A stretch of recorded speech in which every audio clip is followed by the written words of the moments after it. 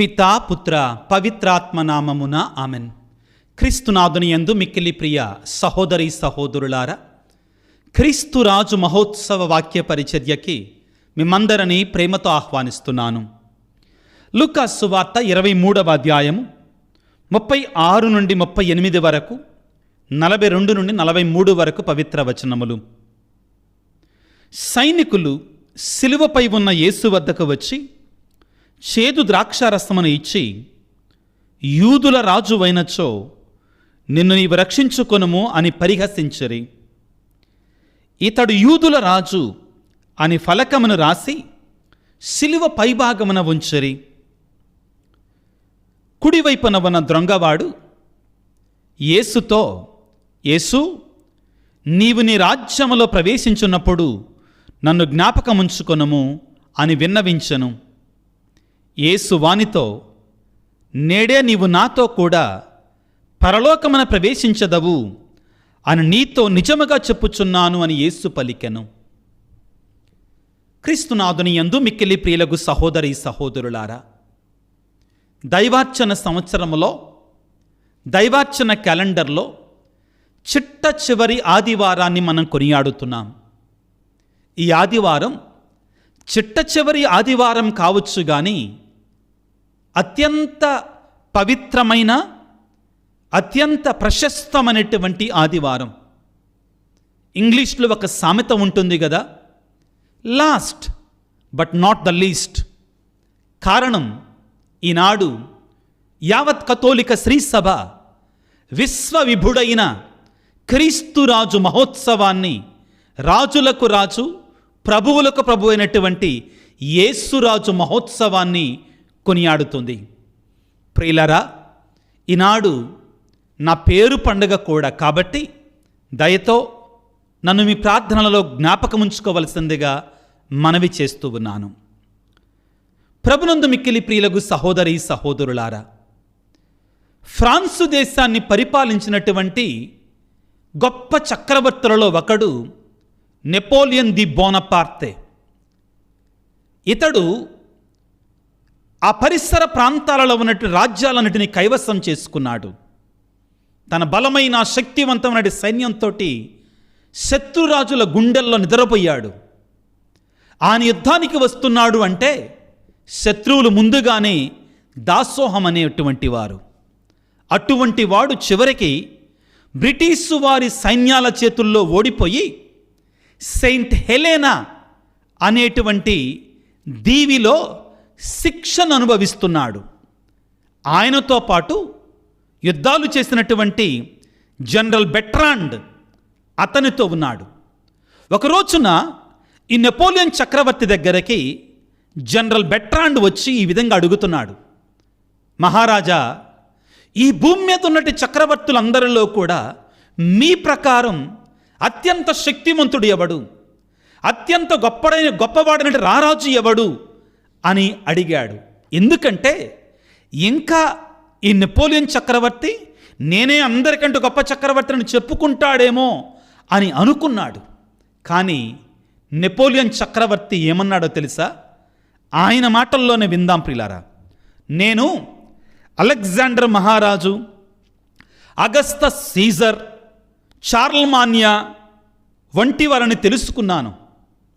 మేమంతా కూడా సైన్యాలతో, కత్తులతో బలవంతంగా రాజ్యాలు స్థాపించాం.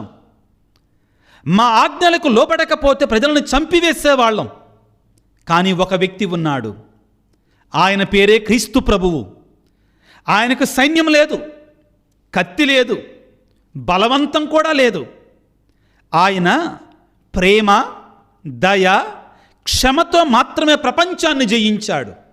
ఆయన ప్రేమతో, దయతో, క్షమతో మాత్రమే ప్రపంచాన్ని జయించాడు. ఇప్పుడు లక్షల కోట్ల మంది ఆయన కోసం ప్రాణం పెట్టడానికి కూడా సిద్ధంగా ఉన్నారు.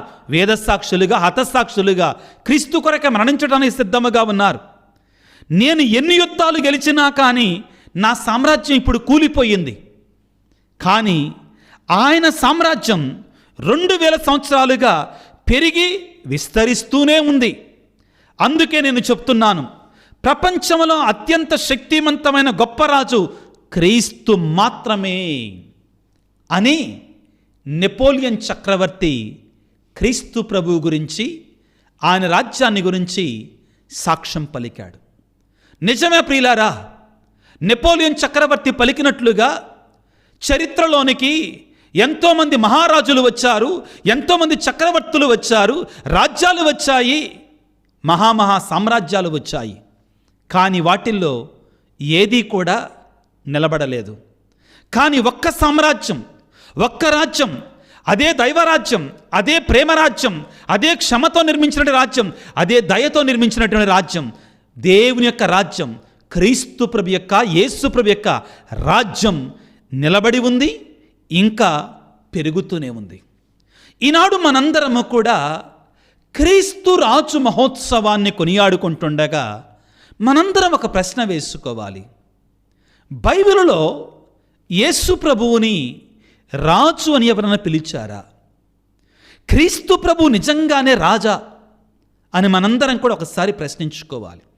ప్రియులారా, క్రీస్తు ప్రభు పుట్టక పూర్వం సుమారుగా 600-700 సంవత్సరాల క్రితం యెషయా ప్రవక్త ద్వారా దేవుడిచ్చిన ప్రవచనాన్ని మనం ఒకసారి చదువుకుంటే అక్కడ మనకి క్రీస్తు ప్రభువు నిజంగానే రారాజు అనే తేట తెల్లమవుతుంది. యెషయా గ్రంథము 9వ అధ్యాయం 6వ వచనములో ప్రభు యొక్క రాకడ గురించి, మెస్సయ్యా గురించి మాట్లాడినటువంటి సందర్భంలో ఈ విధంగా పలుకుతున్నాడు. యెషయా గ్రంథము 9వ అధ్యాయం 6వ వచనము, మనకొక శిశువు జన్మించను, మనకు కుమారుని పడసితిమి, అతడు రాజ్యభారమును వహించును. ఏం వహిస్తాడట? రాజ్యభారమును వహించును. ఆశ్చర్యకరుడైన సలహాదారుడు, బలాఢ్యుడైనటువంటి దేవుడు, శాశ్వతుడైన జనకుడు, శాంతికరుడైన రాజు అని అతనికి పేరెడుదురు. జాగ్రత్తగా ఆలకించండి పిల్లారా. యెషయా గ్రంథం 9వ అధ్యాయం 7వ వచనములో అతని రాజ్యము సదా విస్తరులను, అతని రాజ్యమున సదా శాంతి నెలకొనును. ప్రియులారా, ప్రభు అయిన క్రీస్తు జన్మించటానికి ముందు కొన్ని వందల సంవత్సరాల క్రితమే క్రీస్తు ప్రభు రాబోయేటువంటి ఆ మెస్సయ్య రారాజు అని, ఆయన రాజ్యానికి అంతములు ఉండదని, ఆయన రాజ్యంలో సదా శాంతి నెలకొల్పుతుందని స్పష్టంగా తెలియజేయబడింది. ఇక మరియమాతకు శుభవర్తమానాన్ని అందించడానికి వచ్చినటువంటి ఆ గాబ్రియేలు సన్మనుషుడు పలికిన మాటలను కూడా మనం జ్ఞాపకం చేసుకోవాలి. లూకాసు వార్త 1వ అధ్యాయము 31వ వచనము నుండి, ఇదిగో నీవు గర్భము ధరించి ఒక కుమారుని కనిదవు, ఆ శిశువునకు యేసు అని పేరు పెట్టుము, ఆయన మహనీయుడై మహోన్నతుని కుమారుని పిలువబడును, ప్రభువుకు దేవుడు తండ్రి అయిన దావీదు సింహాసనమును ఆయనకు ఇచ్చును, ఆయన సర్వదా యాకోబు వంశీయులను పరిపాలించును, ఆయన రాజ్యమునకు అంతమే ఉండదు. ఆయన రాజ్యమునకు అంతమే ఉండదు. ప్రభునందు ప్రియులారా, చాలా స్పష్టంగా, చాలా సులభమైన అర్థం చేసుకునే భాషలో ఆయన, ఆ క్రీస్తు భగవానుడు రారాజు, ఆయన ముమ్మాటికి కూడా ప్రభువులకి ప్రభు అని తెలియజేస్తూ ఉన్నారు. ఇక్కడ మనం గుర్తించాల్సింది ఏమిటి అంటే, స్వయంగా క్రీస్తు ప్రభువే అంగీకరించాడు ఆయన రాజు అని. యోహాను సువార్త 18వ అధ్యాయములో యేసు ప్రభువుని పిలాతుని ముందుకు న్యాయ తీర్పు కొరకై తీసుకుని వచ్చినప్పుడు పిలాతుడు ఒక ప్రశ్న వేస్తాడు. యోహాను సువార్త 18వ అధ్యాయము 37వ వచనములో, అందుకు పిలాతు, అట్లయినా నీవు రాజువా అని అడిగాను. నేను రాజునని నీవే అనుచున్నావు, నేను రాజునని నీవే అనుచున్నావు అని స్పష్టంగా యేసు ప్రభు అంగీకరించాడు.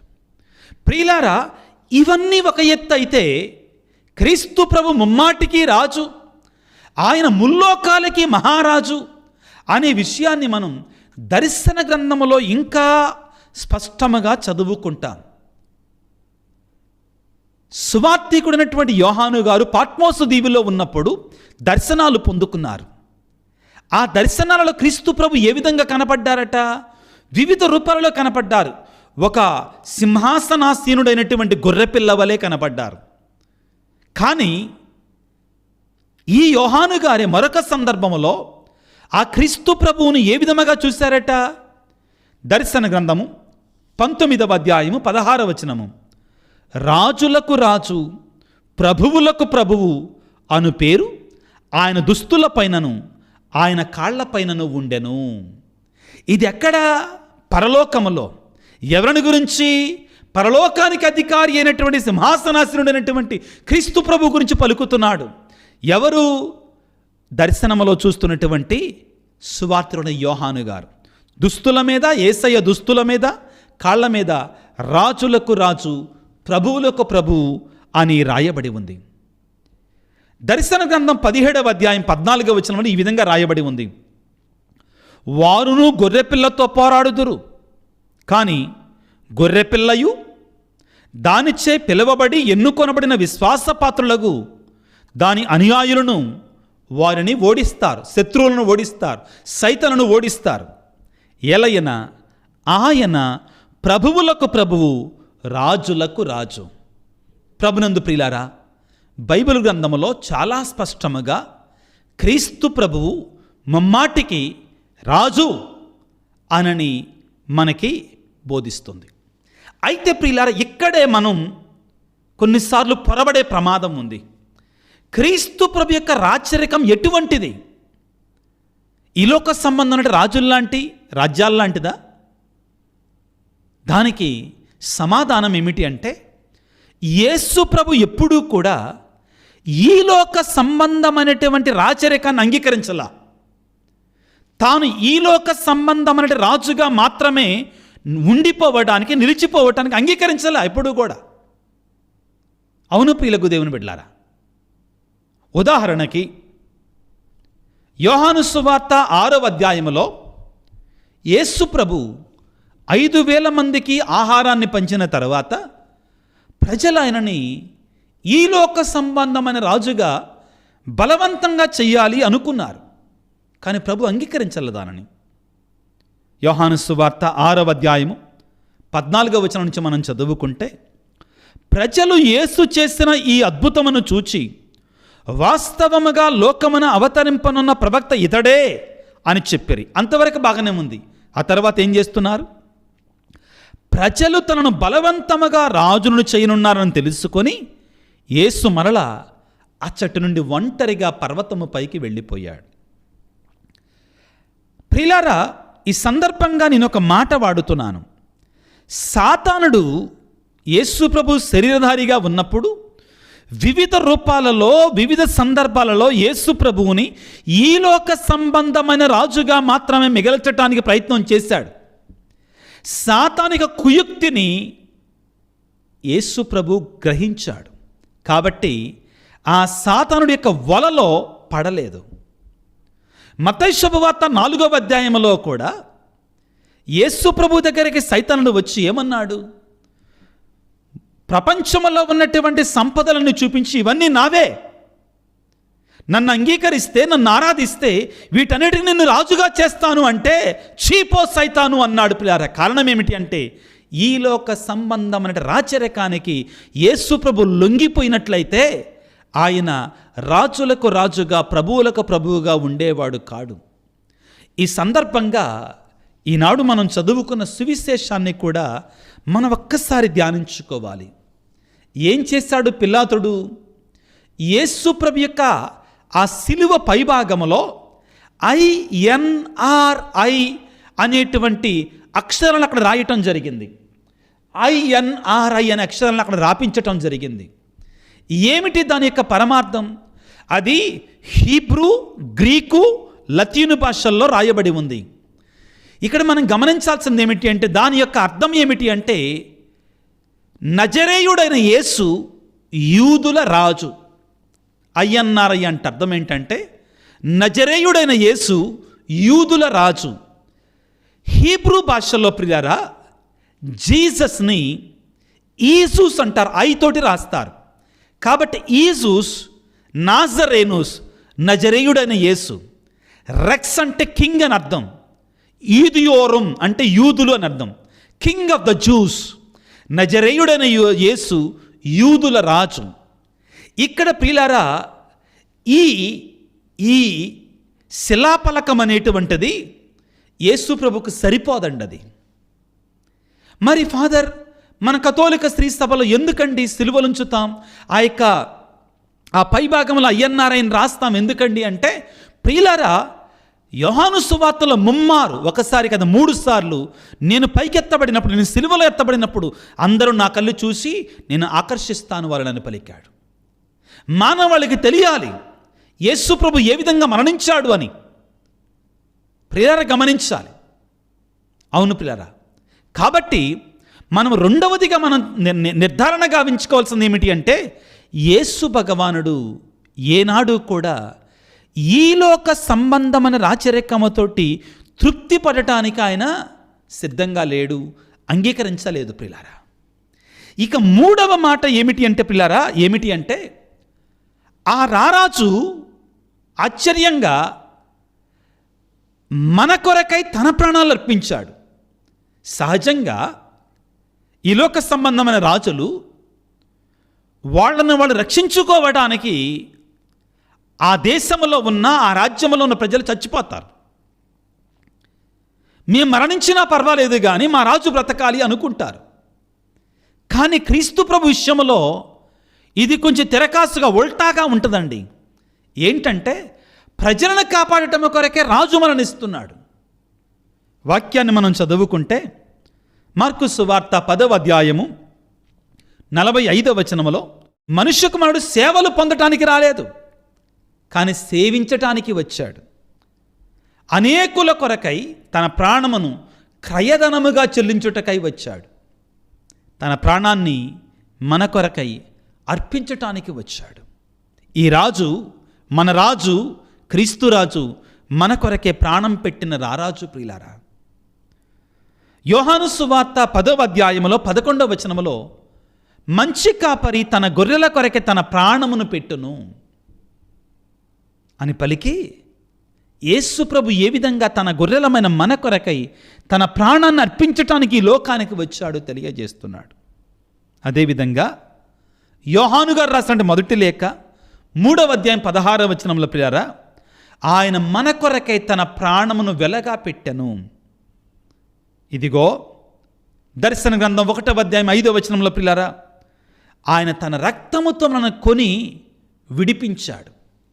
ప్రియులారా, ఎందుకు ఈ మాటలు ఇప్పుడు చెప్తున్నాను అంటే, క్రీస్తు ప్రభు యొక్క రాచరికం ఈలోక సంబంధం అంటే రాజుల వంటి రాచరికము కాదు.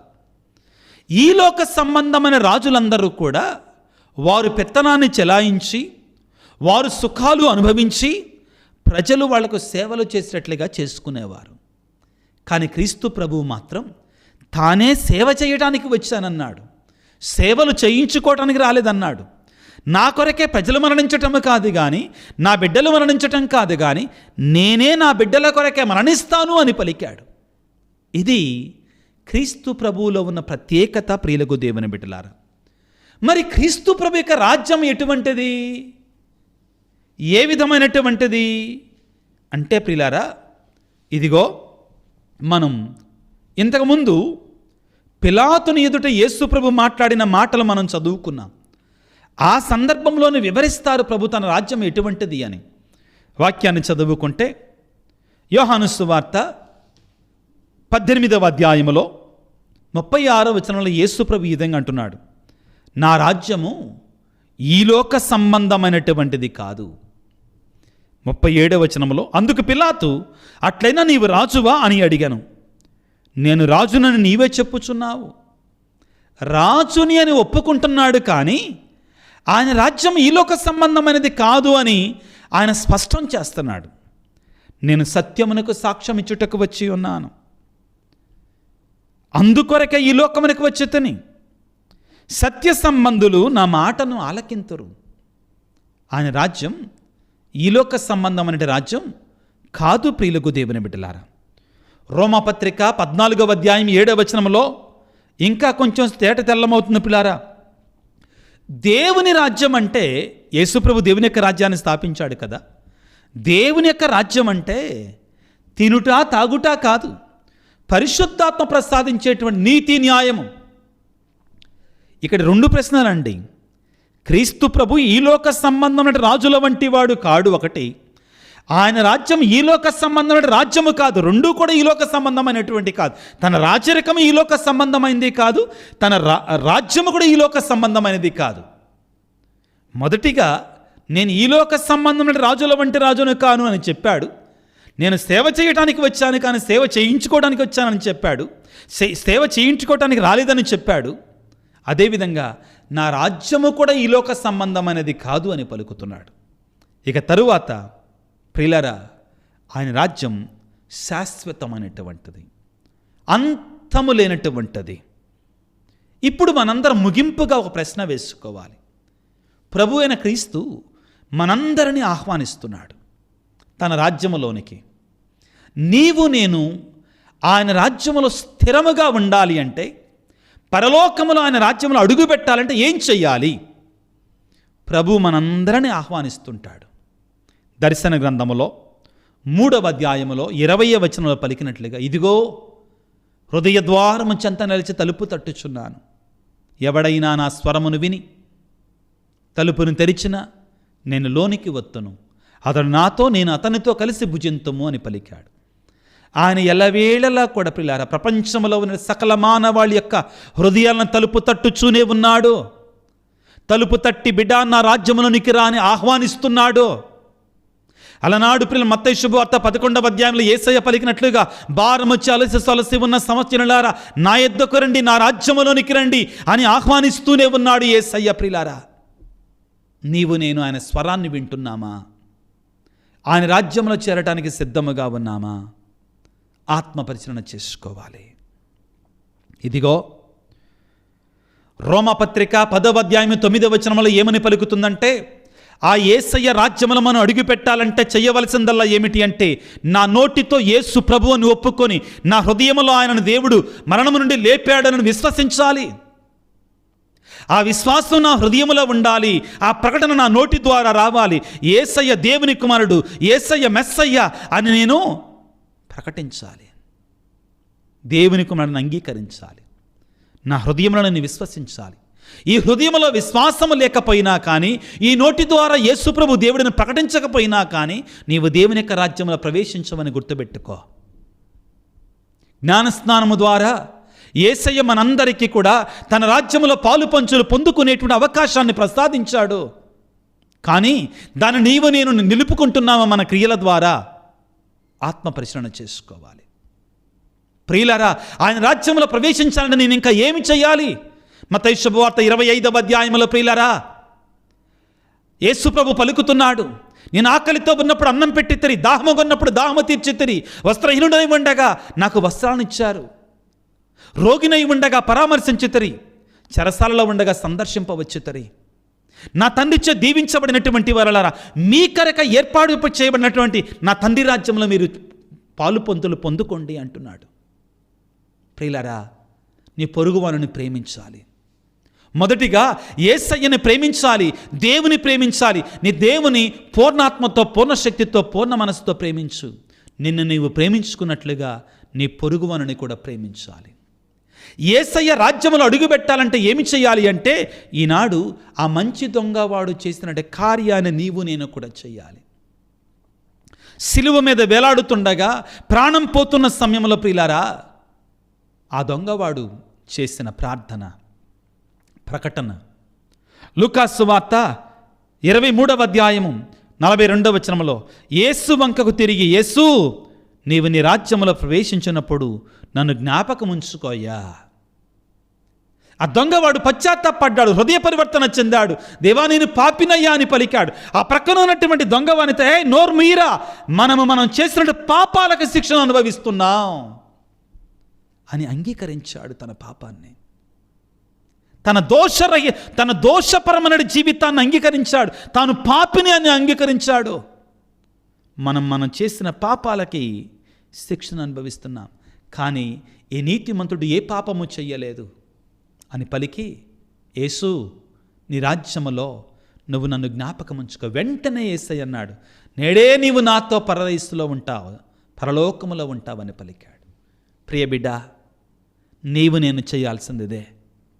ఆ యేసయ్య రాజ్యంలో అడుగు పెట్టాలంటే మనము ఈలోక పౌరులము కాదు బిడ్డలారా, మనము ఈలోక పౌరులము కాదు. పౌలు గారు ఫిలిప్పీలకు రాయబడిన లేఖలో పలికినట్లుగా, ఫిలిప్పీలకు రాసిన లేఖలో పలికినట్లుగా, we are not the citizens of earth, we are citizens of heaven. మనము పరలోక పౌరులం ప్రిల్లారా. అక్కడ మన పౌరసత్వం మనం చూడాలి, ఇక్కడ పౌరసత్వం కాదు ప్రియులకు దేవుని బిడ్డలారా. ఆ యేసయ్య రాజ్యములో మనం పౌరులుగా ఉండాలి. ఫిలిప్పీ పత్రిక 3వ అధ్యాయం 20వ వచనంలో, కానీ మనము పరలోక పౌరులము, దివి నుండి మన రక్షకుడకు ప్రభువగు యేసుక్రీస్తు రాకడ కొరకు మనం ఆతురతతో వేచి ఉన్నాము ఆయన రాజ్యంలో అడుగుపెట్టడానికి. పరలోక ప్రార్థనలు మనం వేడుకుంటాం కదా, మీ రాజ్యము వచ్చునుగా కానీ ప్రార్థన చేస్తాం కదా బిడ్డలారా. ఆ రాజ్యం వచ్చేటట్లుగా మనం చెయ్యాలి, ఇది మన బాధ్యత. ఏ విధంగా? ప్రారంభంలో చెప్పాను కదా, ఆ నెపోలియన్ మహారాజు క్రీస్తు ప్రభు గురించి మాట్లాడుతూ, ఆయన దగ్గర కత్తులు లేవు, కటారులు లేవు, ఆయన దగ్గర ఉన్నటువంటి ఆయుధాలు ఏమిటి? ప్రేమ, దయ, క్షమ. ఇవి మనం మన జీవితంలో అవలంబించాలి, పాటించాలి. అప్పుడు తప్పనిసరిగా ఆయన రాజ్యంలో మనం పాలు పొంతులు పంచుకుంటాం ప్రియులారా. ప్రభువుని వేడుకుందాం ఈ రోజున. క్రీస్తు రాజా, యేసు రాజా, రాజులకు రాజా, ప్రభువులకు ప్రభువా, మమ్మందరినీ మీ రాజ్యంలో చేర్చుకోనండి. ఒకవేళ మా జీవితంలో మేము నీ రాజ్యంలో చేరటానికి అడ్డంకులు ఏమైనా ఉన్నట్లయితే ప్రభువా, ఈనాడే నేను పశ్చాత్తాపడుతున్నాను, నన్ను క్షమించు నాయనా, నీ రాజ్యం నన్ను చేర్చుకో తండ్రి అని తలల వంచి ప్రార్థించుకుందాం. సర్వశక్తిమంతుడా, సర్వోన్నతుడా, రాజులకు రాజా, ప్రభువులకు ప్రభువా, నీకే స్తోత్రాలు, నీకే వందనాలు, నీకే ఆరాధన, నీకే స్తుతి మహిమ. యేసు రాజా, క్రీస్తు రాజా, మీకు స్తోత్రాలు. అయ్యా, ఈనాడు నీ పండగను కొనియాడుకుంటుండగా ప్రపంచమంతటా ప్రభువా నీ రాజ్యముతో నింపబడాలయ్యా. ప్రపంచమంతా కూడా నిన్ను విశ్వసించే బిడ్డలుగా మారాలయ్యా.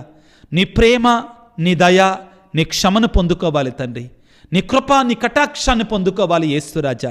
ఈనాడు ప్రత్యేకమైన రీతిలో ప్రభువా నీ యొక్క రాచరికాన్ని, క్రీస్తురాజు మహోత్సవాన్ని కొనియాడుకుంటుండగా మాలో ఏ ఒక్కరమ్మ కూడా ప్రభువా సాతాను రాజ్యంలో చేరకుండా మమ్మల్ని కాపాడండి ప్రభువా. పాపాన్ని విడిచిపెట్టే బిడ్డలుగా మమ్మల్ని కాపాడండి నా తండ్రి. మా పాపాన్ని నీ అపారమైన దయతో, కరుణతో క్షమించండి నా తండ్రి. ఈనాడు ఈ వాక్య పరిచయలో పాల్గొంటున్నాడు ప్రతి బిడ్డను మీరు దీవించండి, ఆశీర్వదించండి. నీ అపారమైన దీవెనలు ప్రభు మా మీద కుమ్మరింపచేయండి. అనారోగ్యంతో బాధపడుతున్న ప్రతి బిడ్డని గాయపడిన హస్తాలతో తాకండి ప్రభువా. ప్రత్యేకమైన రీతిలో ప్రభువా ఎవరైతే ప్రార్థించమని అడిగి ఉన్నారో వారందరి తలంపులను ప్రభువా మోసుకుని నీ పాదాల సన్నిధిలోకి తీసుకొని వస్తున్నాను. కుటుంబాలలో ప్రభువా శాంతి సమాధానం నెలకొల్పండి. భార్యాభర్తల మధ్యలో సఖ్యత, పిల్లల తల్లిదండ్రుల మధ్యలో సఖ్యతను ఏర్పాటు చేయండి. ఎన్నో రకాల వేదనలతో, కన్నీటితో, బాధలతో మా కొరకు ప్రార్థన చెయ్యయ్యా అని బిడ్డల గురించి, భర్తల గురించి, భార్యల గురించి, బంధువుల గురించి అడిగినటువంటి వారందరిని దీవించమని, ఆశీర్వదించమని ప్రభువా ఈ సువార్త పరిచర్య ముందుకు కొనసాగించుటకై సహాయపడుతున్నటువంటి ఆర్థిక పరంగా, ఆలోచన పరంగా, అదేవిధంగా వివిధ రూపాల్లో సహాయం చేస్తుంటే వారందరిని దయతో దీవించమని మనాథుడైన క్రీస్తు ద్వారా వేడుకొనిచున్నాము తండ్రి, ఆమెన్. ప్రభువు మీతో ఉందురుగాక, మీ ఆత్మతో ఉందురుగాక. సర్వశక్తి గల సర్వేశ్వరుడు పిత, పుత్ర, పవిత్రాత్మ మిమ్ము మీ కుటుంబాలని ఆ దేవాది దేవుడు చల్లగా దీవించి ఆశ్రయించి కాపాడుదురుగాక. God bless you. దేవుడు మిమ్ము దీవించుగాక. ఆమెన్.